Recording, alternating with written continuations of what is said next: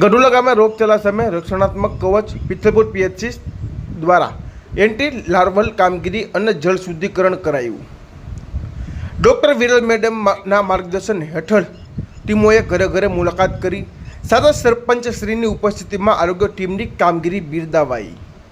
પિથલપુર પીએચસીના તાબાના ગઢોલા ગામમાં ચોમાસાની ઋતુ અને ફેરફારવાળા હવામાનને ધ્યાનમાં રાખીને ગઢોલા ગામમાં સંભવિત રોગચાળાને ડામવા માટે પિથલપુર પ્રાથમિક આરોગ્ય કેન્દ્ર દ્વારા સઘન ઝુંબેશ શરૂ કરવામાં આવ્યું છે।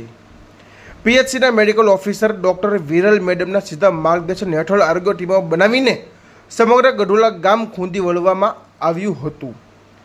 આરોગ્ય ટીમે ઘરે ઘરે જઈને લોકોને મેલેરિયા, ડેન્ગ્યુ અને ચિકનગુનિયા જેવા મચ્છરજન્ય રોગોના લક્ષણો અને તેનાથી બચવાના ઉપાયો અંગે સમજણ આપી હતી। મચ્છરોનું વધતું પ્રમાણ અટકાવવા માટે લોકોના ઘરોમાં રહેલા પાણીના ટાંકા અને ટાંકીઓમાં એબેટ દવા નાખવામાં આવી હતી। બીજી તરફ દૂષિત પાણીથી થતા ઝાડા, ઉલટી, કમળો, ટાઇફોઇડ જેવા રોગો ફેલાતા અટકાવવા માટે ગામમાં ક્લોરીન ટેબ્લેટ્સનું વિતરણ કરવામાં આવ્યું હતું।